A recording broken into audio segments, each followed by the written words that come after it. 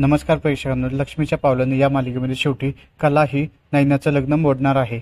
कला ही नैनावर प्रचंड चिडलेली दिसणार आहे. तर प्रेक्षकांनो, तुम्हाला तर माहितीच असेल की नैनाचं आणि अद्वैतचं लग्न जोडण्यासाठी नैनाची आई प्रचंड खोटं बोलत आहे. श्रीमंत मुलाशी लग्न व्हावं म्हणून या दोघी कोणत्याही थराला जात आहेत. आणि याच सगळ्या गोष्टी कलेला तसेच तिच्या बहिणीला आणि बाबांना बिलकुल पटत नाहीये.